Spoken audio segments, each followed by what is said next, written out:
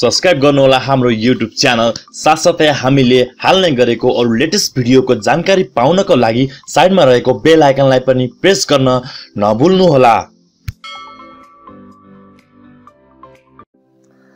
हजुर साथीहरु, हामी अनलाइन हुँदा पनि हामीलाई अफलाइन कसरी बस्ने अथवा च्याट अफ कसरी गर्ने भनेर फेसबुक मेसेन्जरमा हजुरलाई मैले आज देखाउन गइरहेको छु। पक्कै पनि यो भिडियोलाई अन्तसम्म हेर्नु होला।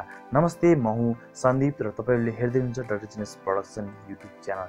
साथीहरु, आजको यस भिडियो सुरु गर्नुभन्दा पहिले म हजुरलाई सानो रिक्वेस्ट गर्न चाहे, डाक्टर जेनियस प्रोडक्सन युट्युब च्यानललाई सब्स्क्राइब गर्नुहोला र सब्स्क्राइब गरिसकेपछि साइडमा आउने बेल आइकनलाई पनि प्रेस गर्न नभुल्नुहोला ताकि मैले हालेको भिडियो हजुरलाई नोटिफाई भएर आउनेछ।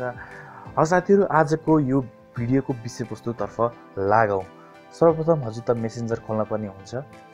हजुर साथीहरु, हामी अनलाइन भए पनि हामीलाई अफलाइन कसरी देखाउने भनेर एउटा एक दुईवटा टिप्स रहेको छ, पक्कै पनि मैले हजुरलाई देखाउने छु। सर्वप्रथम त यहाँ तपाईको राइट साइडमा रहेको टाउको भएको यहाँ क्लिक गर्नु होला र त्यसपछि तपाईले यहाँ देख्न सक्नुहुन्छ तपाईको यहाँ एक्टिभ स्ट्याटस रहेको छ र त्यसपछि तपाईले यो ट्याबलाई एकचोटी ट्याब गर्नु होला र त्यसपछि तपाईलाई यो एउटा पपअप आउँछ, turn off active status what भनेर चिन्ह छ। You won't be able to see when your friends and contact are active or recently active. तपाईले यो सेटिङ गरेपछि तपाईलाई तपाईको साथीहरुले र तपाईको कन्ट्याक्टहरुले तपाई एक्टिभ भएको र तपाईलाई अनलाइन चाहिँ देखाउँदैन। त्यसपछि तपाईले यो टर्न अफमा ट्याब गर्नु होला र त्यसपछि तपाईलाई टर्न अफ गरेपछि तपाई एक्टिभ हुनुहुन्न, तपाईको साथी र तपाईको कन्ट्याक्टमा जो जति साथी हुन्छ उहाँले तपाईलाई अनलाइन देख्न सक्नुहुन्न।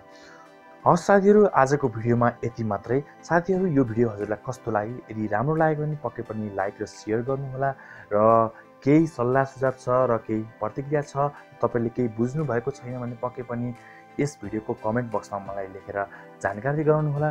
र अन्तमा जाँदा एउटा सानो अनुरोध गर्न चाहे, डाक्टर जेनियस प्रोडक्सन युट्युब च्यानललाई सब्स्क्राइब गर्नु होला र सब्स्क्राइब गरिसकेपछि साइडमा आउने बेल आइकनलाई पनि प्रेस गर्न नभुल्नु होला ताकि मैले हालेको यस्तै भिडियो हजुरलाई नोटिफाई भएर आउनेछ।